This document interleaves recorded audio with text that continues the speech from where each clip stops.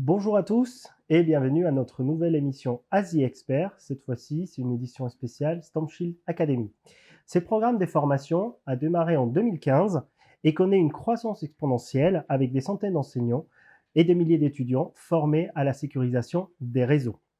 Durant cette émission, nous allons diviser pour le coup ce webinaire en deux parties. Une première partie, nous allons accueillir Stéphanie Durieux et Julien Rovira, des étudiants également. On va donc l'équipe des formations, comme je disais, Stéphanie et des enseignants. Et comme d'habitude, nous allons tout vous raconter sur ce programme qui bénéficie aussi bien au monde de l'entreprise qu'au monde de l'enseignement supérieur.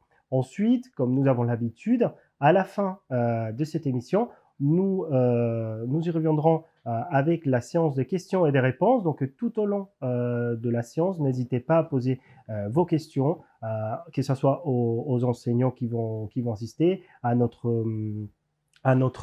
corps également des formations et également aux étudiants.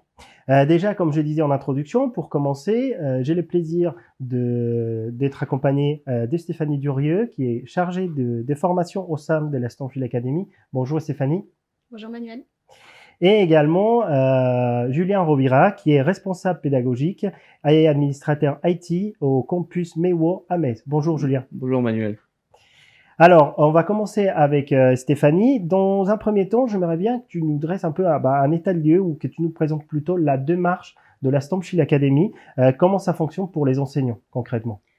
Oui, alors les enseignants peuvent se former gratuitement et passer nos certifications professionnelles dans le cadre du programme Stormshield Academy. Ils vont avoir accès au premier niveau de formation qui est la CSNA en autonomie grâce à un module de e-learning. Et ensuite, ils pourront s'inscrire à nos différentes sessions de formation publiques pour pouvoir continuer leur parcours de formation en fonction de leur profil et de leur projet avec leurs étudiants. On va avoir des enseignants qui vont faire le choix de dérouler tout le contenu de la formation CSNA aux étudiants et d'autres qui vont choisir uniquement d'incorporer que certains travaux pratiques dans leur cursus existant. Concrètement, du coup, tu évoques la partie travaux pratiques, la partie labs. Elle va se passer comment? Est-ce qu'il y a par exemple du matériel à acheter? Alors, il y a plusieurs possibilités pour les établissements. Soit ils décident de faire les travaux pratiques entièrement en virtuel, grâce à une architecture virtuelle pédagogique que nous mettons à disposition des enseignants gratuitement et qu'ils pourront ensuite partager avec leurs étudiants librement. Soit, s'ils le souhaitent, ils peuvent acheter des firewalls SNS à des conditions exclusives dédiées Stormshield Academy. C'est, je pense, assez clair pour la partie enseignant. En revanche, pour le côté étudiant, est-ce qu'ils ont accès à une certification à valeur ajoutée? Je dirais un peu comme comme celle de certains éditeurs américains qui sont très connus. Je les nommerai pas, mais est-ce qu'ils vont avoir accès à ce type de certif? Eh bien oui, tout à fait. Alors, les enseignants valident leur certification et quand ils ont validé leur certification, ils deviennent instructeurs Stormshield, ce qui leur permet de proposer le passage de nos certifications administrateurs ou experts à leurs étudiants. Cette année, on a compté près de 500 étudiants qui ont validé une certification professionnelle Stormshield. Donc, un beau chiffre. Ah, donc c'est un très beau chiffre. Voilà. Et donc, en plus des sessions publiques de formation auxquelles les enseignants peuvent s'inscrire tout au long de l'année, nous organisons une fois par an une session de formation intensive pour les enseignants qui veulent devenir instructeurs. Et c'est dans ce cadre que cette semaine, nous avons reçu 20 enseignants très motivés ici les Moulineaux, pour qu'ils soient prêts pour la rentrée. Ok, merci pour tes éclairages sur la démarche Stormshield Academy. Justement, tu évoquais ces 20 enseignants, dont Julien en fait partie. Je disais en introduction, tu es responsable pédagogique et administrateur IT. Tu vas enseigner au campus MEWO à Metz et tu viens de participer, comme disait Stéphanie, à cette formation intensive. Est-ce que tu as un retour à chaud à nous partager? Déjà, merci et bonjour. Merci de me recevoir. Donc, en effet, c'est une formation très intensive et très dense, mais c'est nécessaire en tant que formateur. On doit être formé dans ces concepts-là pour les transmettre aux étudiants. Bien sûr. On a aussi eu des formateurs qui sont très performants, experts dans leur domaine et ils savent comment transmettre le savoir. Ils nous accompagnent, ils répondent à toutes nos questions. Et donc, voilà. Et puis, il y a aussi eu de bons intervenants avec un bon groupe toute cette semaine. Merci pour ton retour à chaud. Comment tu as connu d'ailleurs, Julien, le programme Stormshield Academy? Eh bien, en tant que responsable pédagogique, j'ai fait un entretien annuel avec un de nos intervenants l'année dernière. Mmh. On a parlé d'ouvrir le bac+5 cybersécurité au sein du campus Méo à Metz D'accord. et il m'a, justement parce qu'il était instructeur, Storm Shield, donc il a proposé de l'inclure dans notre formation et Mmh. donc j'ai fait toutes les démarches, avec Xavier, pour, être, partenaire Storm Shield. OK, donc Xavier Pro, pour ceux qui ne le connaissent pas, c'est notre responsable de formation ainsi comme, qui travaille avec Stéphanie. Pour la mise en place justement de ce partenariat, comment ça s'est passé? Est-ce que par exemple c'est trop compliqué, enfin c'est compliqué à mettre en place? Il y a beaucoup de démarches ou, c'est simple, Bah, c'était, très, très simple, Hein, hein. très, très simple, voilà, on a fait une, visioconférence avec Xavier qui nous a présenté le projet, Academy Storm Shield. Donc avec la direction, on a tout de suite adhéré au projet. Mmh. C'est clairement une plus-value pour nos étudiants. J'ai rempli, le formulaire, d'adhésion. Ensuite, nous avons eu le contrat, de partenariat qui a ensuite été signé. C'était, de l'ordre, ça a pris 1 mois pour être partenaire Storm Shield, donc très facile et Xavier nous a accompagnés tout au long de ce processus, et à chaque fois qu'on avait des questions, il répondait à toutes nos questions. OK, donc, assez très facile d'après ce que tu me dis. Très, très simple. Au niveau de la rentrée, pour justement, que ça soit pour les formations master comme tu as évoqué ou d'autres types de formations que vous enseignez au campus à Metz, là-dedans, comment tu vas mettre en place le programme, de la Stampshield Academy? Comment tu projettes, en fait, en gros, comment tu te projettes d'utiliser ces ressources pédagogiques? Ah bah, le but déjà, c'est que là, on va utiliser l'environnement virtuel, donc dès mi-juillet, par rapport à notre intervenant qui est déjà certifié, Ah ah. pour les bac+5, cybersécurité et le but de me former cette semaine-là, c'est de le développer aussi sur les bac+3 et de le proposer à nos étudiants en bac+3, pour qu'ils puissent avoir ce bagage-là Mmh. et je trouve que c'est une certification qui est vraiment très importante, dans le monde professionnel pour les étudiants et d'autant plus, que c'est français donc c'est très important. Et je suis complètement, d'accord avec toi. Donc, merci beaucoup Julien pour ton retour et ton feedback, sur la partie, Stampshield Academy et de même à Stéphanie Durieux. Encore une fois, tu es en charge de la partie formation pour tes éclairages sur comment ce projet a démarré. Donc, je vous remercie et je vous dis à bientôt pour une nouvelle émission. Merci Manuel. Merci Manuel. Donc, nous concernant, nous allons maintenant dans cette deuxième, avant d'accueillir nos deuxièmes et nos nouveaux invités, je me permets de vous partager quelques chiffres assez intéressants et très enrichissants sur la Stampshield Academy. Donc déjà, il faut savoir que plus de 700 enseignants sont embarqués dans la démarche Stampshield Academy. Également, une soixantaine sont déjà devenus des instructeurs Stampshield depuis les débuts de cette aventure. Également, plus de 150 séances de formation ont été organisées par les étudiants. Et également, une information qui est intéressante, c'est que depuis les débuts de 2023, en moyenne, un partenariat a été signé par semaine. Ce programme de formation va également se développer à l'international. Comme je vous le disais avec Stéphanie et Julien, il a démarré en France, mais il commence à se développer davantage en Espagne, en Italie, en Pologne, en Allemagne et également en Tunisie. D'ailleurs, si vous voulez en savoir plus sur la démarche Stampshield Academy, n'hésitez pas à scanner le QR code qui apparaît à l'écran pour accéder aux informations et vous saurez tout.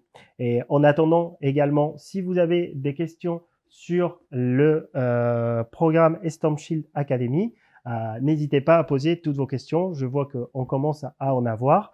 Et avant d'arriver à cette partie des questions et réponses, nous allons entamer la deuxième partie de l'émission. Donc, désormais, nous accueillons Mike et Clément, qui sont étudiants à l'ENI École Informatique, ainsi que leur enseignant Sébastien Artu. Donc, l'ENI, l'École Informatique, c'est une école qui se trouve dans la région de Nantes.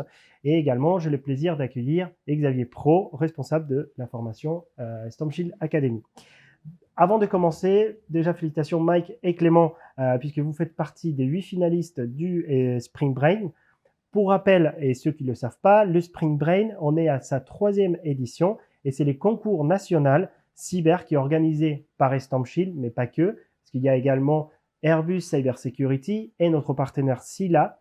Et c'est un concours qui est ouvert à tous les étudiants ayant validé leur certification CSNA, donc leur certification administrateur, pendant l'année scolaire en cours.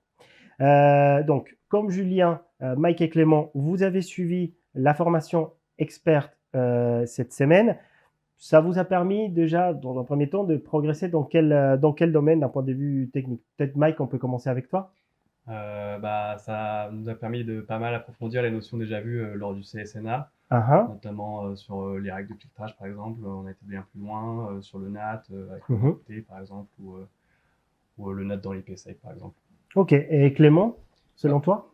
Pour ma part, ça m'a surtout permis de découvrir des nouvelles notions qui sont présentes dans la CSNE, comme la haute disponibilité, le moteur de prévention d'intrusion de chez StormShield, et aussi toute la partie cryptographie. D'accord. Donc, qui permet d'utiliser le proxy SSL, l'authentification des utilisateurs. Donc, on va beaucoup plus en profondeur qu'avec la formation administrateur, la CSNA. Donc, là, c'est d'un point de vue technique. Qu'est-ce qu'ils vont vous apporter également dans votre cursus, Clément, par exemple? D'un point de vue par rapport à la formation qu'on suit à l'ENI, donc d'administrateur système et réseau, ça a permis d'approfondir les notions qu'on a vues comme le NAT, l'IPsec. Donc, on a pu avoir plus de notions dessus. Bien sûr. Et ça a aussi permis de découvrir une nouvelle solution, de mettre en place tous ces éléments sur une nouvelle solution par rapport à celle qu'on touche déjà lors de notre formation. Et Mike, pour toi? On touche pas mal à la cybersécurité et on va apprendre pas mal de compétences là-dedans qui vont nous servir pour l'année prochaine, justement dans la suite de notre cursus. Donc justement, ces certifications, donc CSNA, CSNE, formation administrateur et expert, elles s'intègrent comment concrètement dans votre projet professionnel, Mike? Du coup, ça s'intègre bien dans notre projet professionnel parce que l'année prochaine, on continue du coup sur une école, toujours à l'ENI, mais du coup sur une formation expert en sécurité digitale. D'accord. Et donc du coup, par exemple, moi, je viens de l'armée de l'air et on utilisait déjà le StormShield. Et du coup, moi, ça m'a permis déjà, la formation CSNA, de revoir pas mal les bases et bien m'inscrire ça là-dedans. Et puis après, le CSNE d'aller bien plus loin et du coup, ça va me servir bien pour l'année prochaine. D'accord. Et Clément, pour toi? Comme l'a dit Mike, comme on continue tous les deux au mois de novembre sur la formation SD à l'ENI, donc expert en sécurité digitale, c'est un bon atout de faire cette formation avant d'intégrer, de faire la CSNE avant d'intégrer la formation. Ça va nous donner des bases en plus. Donc, je pense que c'est très clair. Merci beaucoup pour vos éclairages et vos témoignages. Je pense que ça va sans doute aider à d'autres étudiants qui hésitent ou se posent la question d'aller vers la cybersécurité à faire le choix de ce type de formation. D'ailleurs, Sébastien, de ton point de vue enseignant à l'ENI École Informatique, comment tu as intégré la formation StormShield, la formation plutôt CSNA, donc administrateur, au sein du cursus des apprenants? Alors, la formation CSNA, on l'intègre dans le cadre de notre Bac plus 4. Alors, c'est un Bac plus 4 qu'on appelle administrateur système et réseau. Oui. On voulait lui redonner une dimension un petit peu plus cybersécurité dans le cadre de l'actualisation de nos programmes de formation, tout simplement. Ok. Et donc, on a choisi de consacrer un module de 2 semaines sur la sécurisation et la mise en conformité des systèmes, des accès aux systèmes d'information. Donc la première semaine, on voit pas mal de concepts de sécurité, la cryptographie, on voit également tout ce qui est proxy web, reverse proxy, pare-feu. Et donc sur cette première semaine, on voit plutôt des solutions pfSense. Et la deuxième semaine, on bascule sur la partie formation CSNA pure.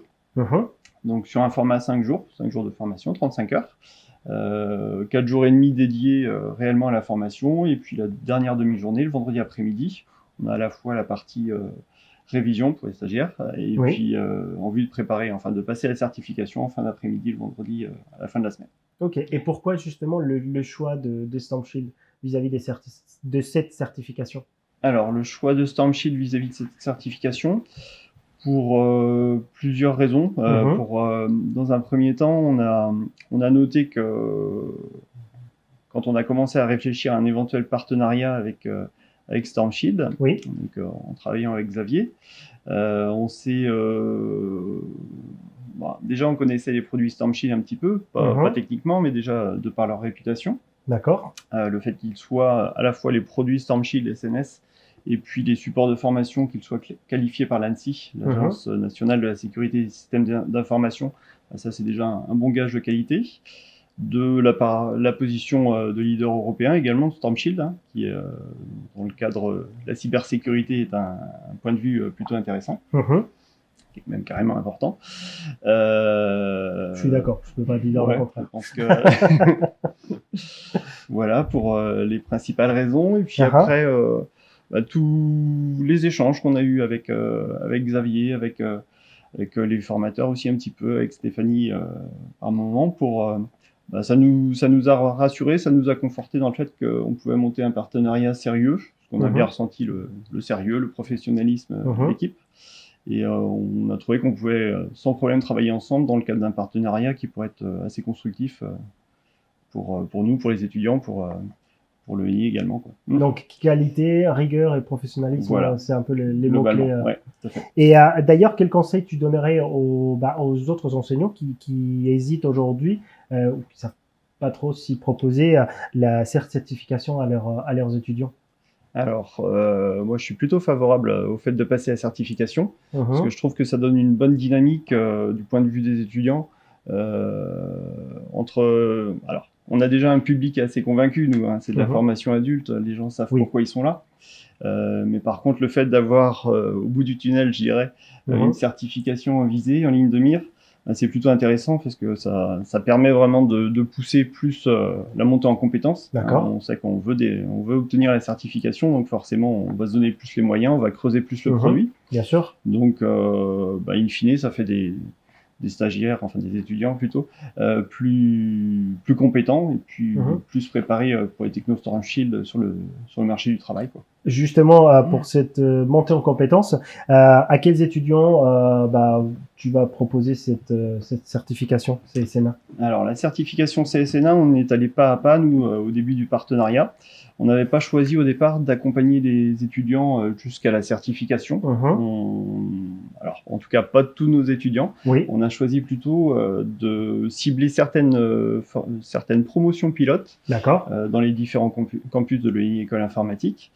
Et on l'a proposé à ces formations pilotes. Et puis, l'idée, c'était de voir comment réagissaient les étudiants, voir si ça leur convenait, si ça correspondait bien à la demande du marché. Nous, on avait déjà fait des audits auprès de nos entreprises partenaires pour voir si des solutions Stormshield étaient plus intéressantes que d'autres ou moins intéressantes que d'autres vis-à-vis de ce qu'ils mettaient en place en entreprise, ces entreprises.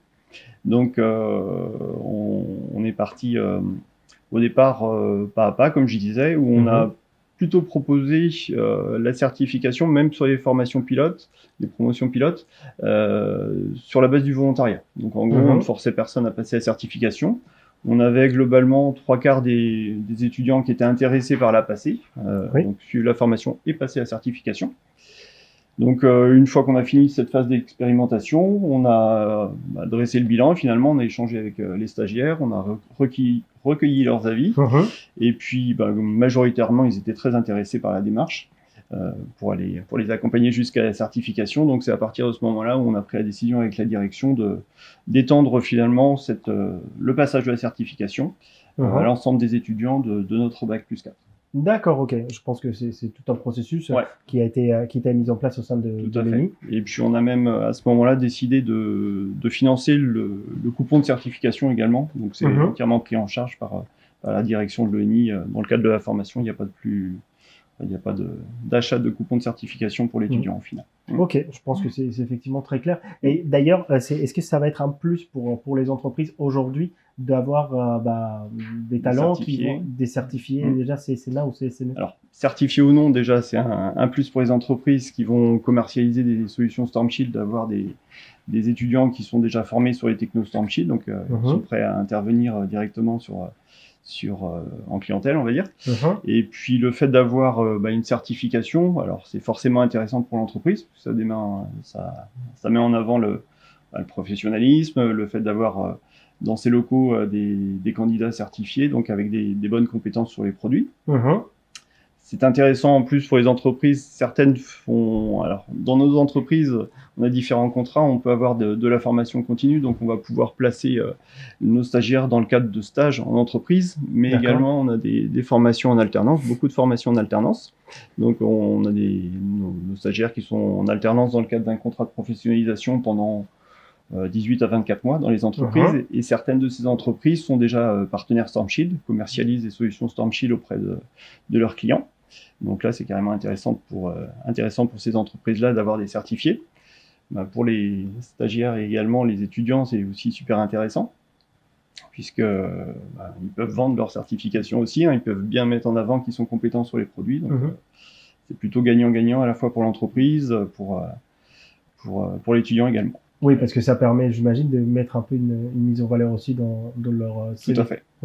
Surtout dans un monde là où il y a besoin de talents en cybersécurité, le fait d'avoir la possibilité d'afficher une certification, c'est toujours un plus, ça permet de se distinguer pour l'emploi, quoi. Mais moi, je me permets de rebondir. Je sais qu'au début de la démarche, il y avait pas mal d'écoles qui disaient qu'ils ne voulaient pas aller sur des produits, des certifications professionnelles. Je trouve qu'il y avait vraiment eu un changement de mentalité là-dessus, où maintenant les certifications professionnelles, on trouve que c'est un plus que l'étudiant sorte avec le CV avec un diplôme, sorte d'études avec un diplôme, mais aussi avec des certifications professionnelles. Il y a ce côté opérationnel en arrivant sur le marché du travail qui plaît aussi beaucoup. Et donc, c'est vraiment un partenariat. Là, on a beaucoup parlé des écoles, mais nos partenaires professionnels StormShield, ils y trouvent complètement leur compte dans cette démarche parce que voilà, ils ont des jeunes qui arrivent et qui sont opérationnels. Le premier niveau de partenariat StormShield Partner Connect et peut être activé en recrutant ces jeunes. Et donc sur le site StormShield, les partenaires peuvent trouver les centres, les établissements qui sont centres d'examen et qui proposent la CSNA. On peut d'ailleurs le voir sur si vous scannez le QR code, vous pourrez, comme disait Xavier, avoir toutes les informations. Et d'ailleurs, Xavier, ce que tu dis, c'est une très bonne nouvelle, je pense, pour nos partenaires, car le marché de l'emploi aujourd'hui dans la cyber est très très tendu. L'ENI est une école partenaire. Est-ce que, quels sont les autres types d'écoles partenaires par rapport à l'StormShield Academy? Il y a vraiment une évolution.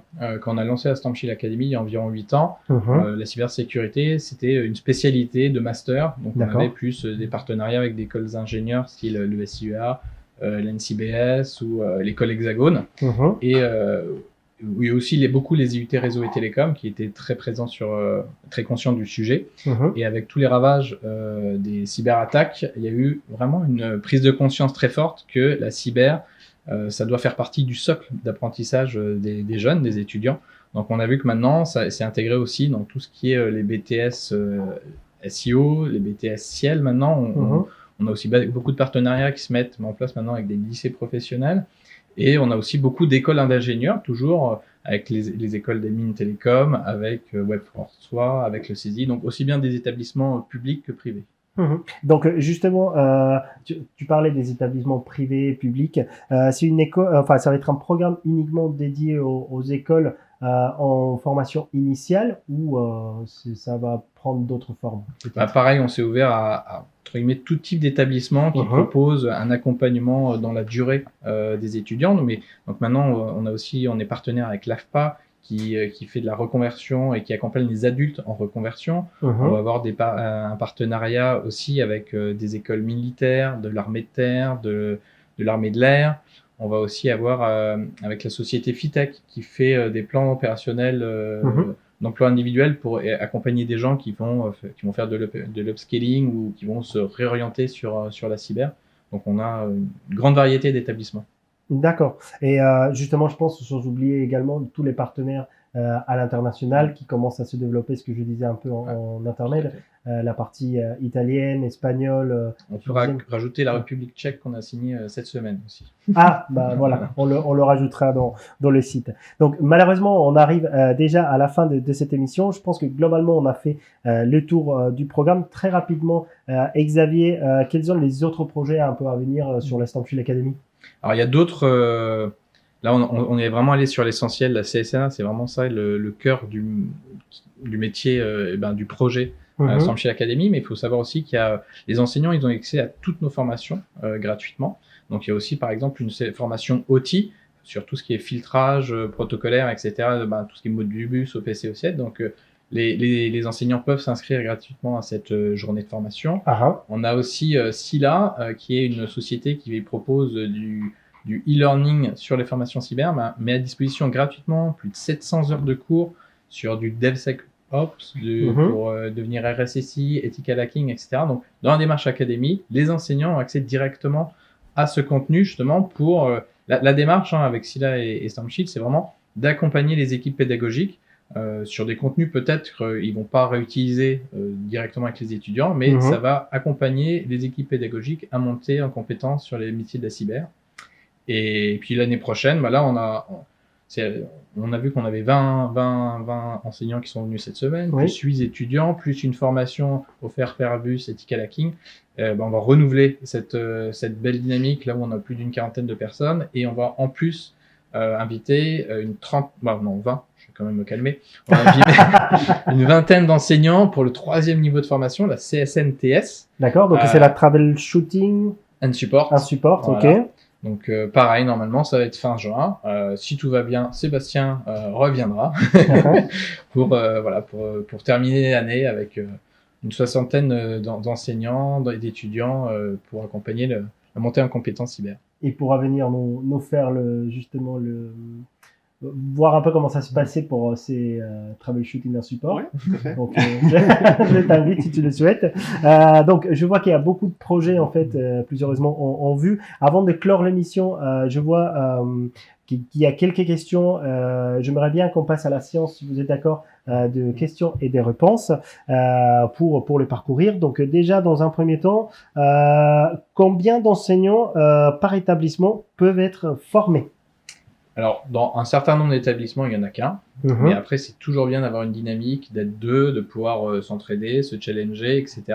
Donc, et nous, il n'y a pas de limite. C'est-à-dire que s'il y a un établissement, on a déjà des établissements qui ont 4-5 enseignants.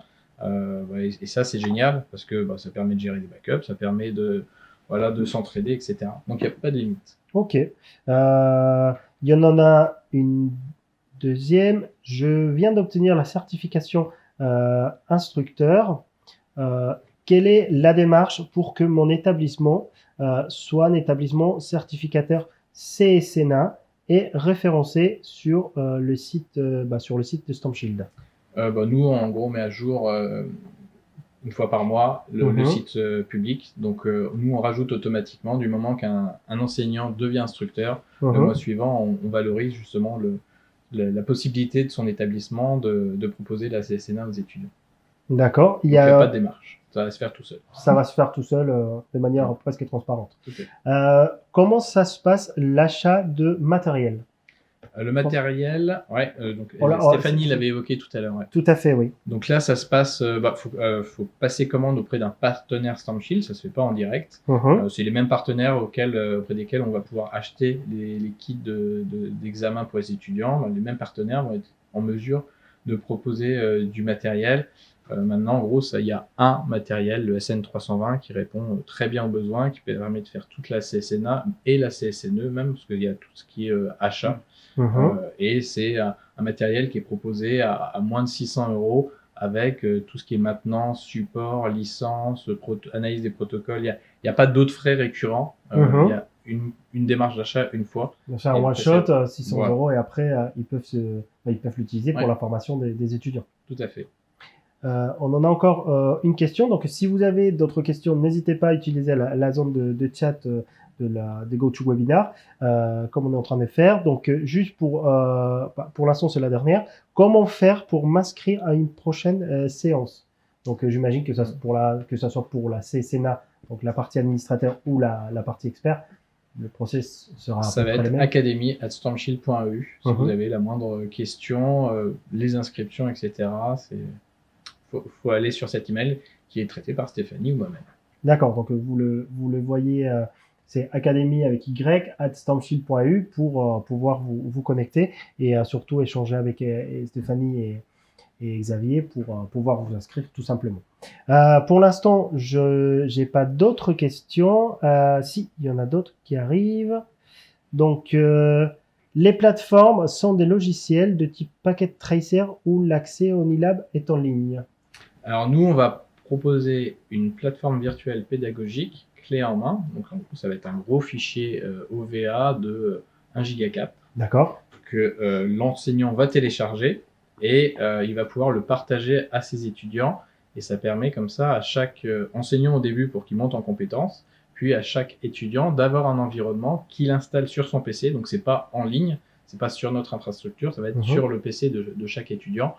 Et c'est une architecture qui est installée chez des milliers de personnes maintenant, qui permettent d'être totalement autonomes. Donc comme ça, les étudiants les plus studieux peuvent continuer à travailler chez eux le soir, ou même aussi continuer à pratiquer. Ça permet de maintenir son expertise dans le temps, une fois qu'on sort de l'école. Mais s'il y a des sujets techniques qu'on veut creuser, on a toujours cette possibilité. Pour l'instant, on n'a pas d'autres. Je pense que c'est assez clair. Il n'y a pas d'autres questions. On attend juste quelques instants. Donc, comme je vous disais, si vous souhaitez vous inscrire, enfin, et c'était l'une des questions également de la zone de chat. Si vous avez des questions sur les formations, que ce soit au niveau administrateur, au niveau CSNE, donc la partie expert ou même la troubleshooting, si vous écrivez à Académie avec Y, @stormshield.eu, que ce soit Stéphanie ou Xavier pourront vous renseigner sur tous ces éléments-là et sur toutes les questions que vous avez. Donc, on a encore une question, je pense que c'est en liaison à ce que tu venais de dire. Donc, est-ce que les MV OVA peuvent interagir sur une infrastructure autre que StormShield? Oui, effectivement, nous, on fournit une architecture clé en main. Mais bonne question. Mais il y a des établissements qui ont déjà des architectures existantes et nous, dans ce cas-là, on fournit une licence académique et qui permet d'installer un firewall StormShield académique dans une infrastructure existante sous Proxmox, ESX, Azure, etc. Donc, et dans ce cas-là, voilà, l'enseignant l'intègre à ses labs déjà existants. Donc, il n'y a pas besoin, enfin... Et c'est sans coût encore. Tout ce qui est virtuel, ça va être une licence qui est bridée en termes de connexion active, donc qui permet de faire tous les TP, mais on sait que ce ne sera pas mis en production, parce que ça ne fonctionnera pas en production. D'accord. Et donc, comme ça, il n'y a pas de... On ne cherche pas à tracer l'usage qui est fait de ces licences pédagogiques. Donc, il y a aussi une partie de privacité qui est importante, et comme tu disais, multiplateforme pour pouvoir l'utiliser tout au long du processus de formation. Pour l'instant, j'en ai pas d'autres questions. Donc, ce que je vous propose, parce qu'on arrive vraiment à la fin de cette émission, si vous avez d'autres questions, même un peu plus techniques sur la formation, n'hésitez encore une fois à nous écrire. Et Xavier et Stéphanie pourront vous répondre et apporter les éléments de réponse nécessaires. Pour ma part, je tiens à remercier Mike et Clément. Merci d'être passés, puisque vous êtes, comme je disais en introduction de vos portraits, les autres finalistes du Spring Brain. Vous allez passer la certification, si je ne me trompe pas, ce soir. C'est la certification expert. Donc, on croise les doigts pour vous et on verra les résultats en live sur LinkedIn. Donc, j'espère que voilà, l'âme de vous deux au moins, voilà, vous allez bien réussir. Pour ma part, je tiens également à remercier Sébastien et Julien qui étaient présents dans la première partie, ainsi que nos experts qui étaient Stéphanie et Xavier, qui se tiennent à votre disposition pour tout complément d'information sur la StormShield Academy. Quant à moi, je tiens à vous remercier et je vous dis à bientôt pour une nouvelle émission. Merci.